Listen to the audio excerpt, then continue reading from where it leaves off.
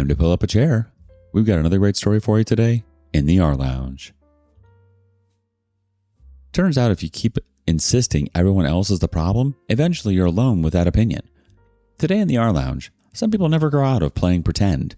Eventually, they're just doing it all alone. Wife lied about our marriage to her friends and family, so I divorced her. We've been married for 6 years, together for 8 total. We both have the same phone model, same color case. Mine was charging in the bedroom and hers was sitting on the kitchen counter. A text came through and I glanced at it reflexively. It was from her college friend. The preview said something like, "How's Mr. Perfect treating you? Still pretending he's husband material?" with laughing emojis. I unlocked the phone. We'd always had each other's passwords. It was something we agreed on early. Complete transparency. No secrets. I'd never actually gone through her messages before because I'd never had a reason to. I scrolled up and started reading. My stomach dropped with every line. Her friend had asked about our anniversary last year and she'd responded that we didn't celebrate because I forgot again. Same guy, different year, she'd written. I didn't forget our anniversary. We went to that Italian place she'd been wanting to try for months. I had to book it 6 weeks in advance because it was always packed. We had a good time. She seemed happy, but according to her messages, it never happened. There were hundreds of messages painting me as this neglectful, inconsiderate husband. She told a friend I was emotionally unavailable and barely present for the marriage, that I didn't help around the house, that our intimate life was non-existent and it was entirely my fault. None of it was true, or at least none of it matched the reality I'd been living. I couldn't sleep that night. She was in bed next to me, completely unaware. I kept thinking about those messages, trying to understand what I was missing. Maybe I'd been oblivious to problems she was having. Maybe I'd failed in ways I couldn't see. The next morning, while she was in the shower, I opened her laptop. Same shared password. I found messages with her sister. She'd told her I was difficult to live with and that she was just hanging in there. Told her mother I was emotionally distant and that the marriage was hard. Group chats with her college friends where she complained about me being lazy despite the fact I did most of the cooking and all the yard maintenance.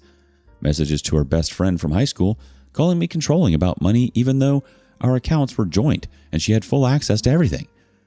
Every complaint was either a complete fabrication or a twisted version of reality that made me look bad. I was reading about a failed marriage to a terrible husband, and I was apparently that husband, except I'd had no idea any of this was supposedly happening. When she got out of the shower, I was still sitting at the kitchen table with her laptop open. She came in smiling and asked if I wanted more coffee. I just looked at her and asked why she'd been telling everyone I was a terrible husband. The denial came first. She didn't know what I was talking about. I was misunderstanding something. Then she saw the laptop screen and realized I'd read the messages. She switched to minimizing. It was just venting. Everyone complains about their spouse to friends. I was taking things out of context. I was overreacting. I pulled up screenshots I'd already taken and started reading them back to her word for word. Her anniversary lie. Her claim that I never helped around the house. Her story about me being controlling with finances. All of it, in her words, sent from her own account. She couldn't defend any of it. Instead, she got angry at me for going through her private messages. Said I was violating her privacy and proving her point about me being controlling. I reminded her we'd agreed to shared passwords specifically for transparency. She'd had my password the entire time, too. That didn't matter to her. She kept circling back to the violation of trust, the invasion of privacy, anything to avoid addressing what she'd actually said about me to dozens of people over multiple years. I asked her flat out if her friends and family thought I was a bad husband based on what she'd told them. She hesitated for way too long before saying no. The hesitation told me everything. We barely spoke for the rest of the day. She kept trying to start conversations up about how I'd betrayed her trust, and I kept bringing it back to the lies. We were talking in circles. By the evening, she apologized, sort of. One of those, "I'm sorry you feel that way," apologies that doesn't actually take responsibility for anything. She said she never meant for me to see those messages, and they didn't reflect how she really felt. I asked her why she sent them in the first place if they didn't reflect her real feelings. She didn't have an answer. The next day I called her mother, asked her directly what she'd been told about our marriage. There was this long, uncomfortable pause.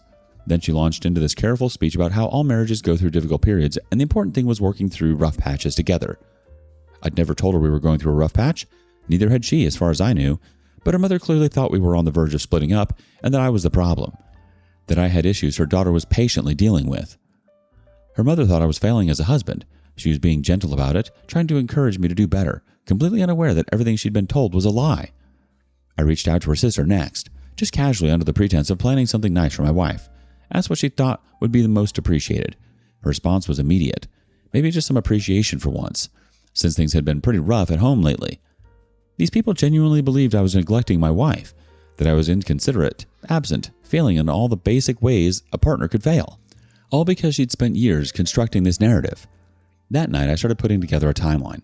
I matched up every complaint she'd made to her friends with what had actually happened. The forgotten anniversary that I'd actually planned weeks in advance. The lack of housework when I was the one doing most of it. The financial control when she had access to everything. The emotional distance when I'd been the one initiating conversations and getting minimal responses. I had receipts for almost everything. Restaurant bookings, bank statements showing her spending freely, the smart home logs showing me running the vacuum multiple times a week. Hundreds of text messages from me throughout random days, checking in on her, asking about her day, trying to stay connected. She'd taken normal marriage stuff, occasional frustrations, minor disagreements, the mundane reality of living with another person, and transformed it into the story of a dysfunctional relationship with a failing husband, and she'd been telling that story to everyone close to her for years.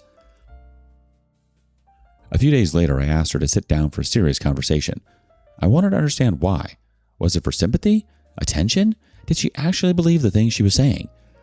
She got defensive immediately, said I was obsessing over something that ultimately didn't matter. That what she said to her friends in private was her business. That I needed to let it go and move on. I told her I couldn't let it go. She'd damaged my reputation with every single person in her life. She'd made them think I was someone I wasn't. She'd lied consistently and extensively about our marriage. She tried to flip it again. Maybe there was some truth to what she'd been saying, even if she'd exaggerated. Maybe I was remembering things differently than they'd actually happened. She was trying to gaslight me in real time, suggesting my memory was faulty or her version of events had merit. I wasn't interested in playing that game. I had documentation, screenshots, receipts, transaction histories, message logs, physical proof that her complaints were fabricated. The conversation went nowhere. She couldn't admit what she'd done without completely destroying the victim narrative she'd built, and I wasn't willing to pretend it didn't matter. I told her I wanted a divorce. She swore she loved me, that I was a good husband, that she didn't know why she'd said those things. I asked her why I should believe anything she said now when she'd been lying about me for years. She didn't have an answer for that either. I moved into the guest room, started researching what divorce would look like for us. No kids, fortunately. Assets were relatively straightforward. We'd both contributed pretty equally to the household finances. She kept trying to initiate conversations about fixing the marriage. I wasn't interested in fixing a relationship with someone who'd spent years trashing me behind my back to anyone who would listen. I filed for divorce. The paperwork wasn't that complicated for our situation. She was served at home. She cried for hours. I stayed in the guest room and let her process whatever she needed to process. Within a few days, she was telling her family I was divorcing her out of nowhere, that she didn't understand why, that I'd just suddenly decided to end things without explanation. Same pattern, rewriting reality to make herself the victim. She moved out maybe a month after I filed, went to stay with her sister, said she couldn't handle living in the same house anymore. That was fine with me, it made everything cleaner. The divorce process moved forward. We split everything pretty much down the middle. She tried to argue for more, claiming she'd sacrificed career opportunities for the marriage. That was news to me since she'd changed positions twice during our marriage for better pay, and I'd supported both moves. By the time everything was finalized, I'd been living in the guest room for over a month. We barely spoke except about logistics. She tried a few more times to get me to engage emotionally, to fight about it, to give her something she could use. I didn't take the bait. The divorce went through quick and clean. She got half the savings. I kept the house since I'd covered most of the down payment and the majority of the mortgage payments. She didn't fight much on that. She probably knew she didn't have solid ground to stand on. The whole thing took about 2 months from discovery to finalized divorce. 6 years of marriage ended because she couldn't stop lying about me to everyone in her life. She had every opportunity to be honest about me, about whatever she was actually feeling. Instead, she built this elaborate false narrative and maintained it for years. Update 2. Final updates since people keep asking what happened long term. It's been over a year since the divorce finalized. Things have settled into a new normal for me. Can't say the same for my ex. The consequences kept piling up for her. Her sister cutting contact was apparently just the beginning. By August of last year, she'd basically been excommunicated from her own family. Not officially or anything dramatic, just quietly excluded from everything. No holiday invitations, no birthday celebrations, nothing. They didn't trust her anymore and didn't want to deal with the hassle. Her cousin told me in September that the family had essentially agreed to keep her at arm's length. Too many people had been burned by her lies. Her mother had discovered she'd been lying about other family members too, not just me. making up drama, exaggerating conflicts, playing people against each other for sympathy. I heard that she'd moved back closer to our area, not the same town, but nearby. Probably ran out of money and options in the city. Someone saw her working at a chain store in a strip mall about 40 minutes from where I live. January rolled around and I found out that my ex had tried to reconnect with her family over the holidays. Showed up uninvited to her mother's house with gifts and apologies. Her mother let her in out of politeness, but the visit was apparently tense and short. No one trusted the apology. Too little too late, and they all knew she'd go right back to lying once it suited her. The cousin said watching it unfold was uncomfortable. My ex kept trying to explain herself, kept minimizing what she'd done, kept suggesting everyone was overreacting. Never took full responsibility. Her mother finally told her to leave and said they'd talk later. They haven't talked since. October marked a full year since I'd discovered the messages. I spent maybe 5 minutes that day thinking about it, then moved on with my life. Went out to dinner with my girlfriend, came home and watched a movie. I heard through the grapevine in November that my ex was working some temporary position now, bouncing between gigs, can't seem to hold anything steady, living in a different state with roommates she apparently doesn't get along with. According to someone who somehow still has loose connections to her, she's been complaining that everyone in her life has failed her and she can't catch a break. She still hasn't figured out that she's the problem. Current day, things are good on my end. My girlfriend and I are talking about moving in together. As for my ex, last I heard she's still bouncing around, still burning bridges, still telling anyone who will listen that everyone else is the problem. She's lost her family, her friends, her reputation, multiple jobs, and any chance at rebuilding in the area.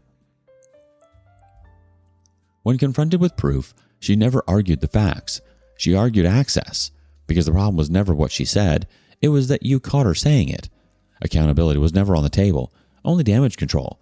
Watching someone lose their family, friends, jobs, and credibility while still insisting they're the victim is pathetic. At some point, it stops being bad luck and starts being the common denominator. You didn't lose a marriage, you escaped a narrative where you were always going to be the problem, no matter how much effort you put in. She kept the story, you kept reality. That's the better deal. Thank you for joining us today in the rLounge. Be sure to like and subscribe and hit that notification bell so you don't miss out on our next video. See you soon. And please put your chair back where you found it.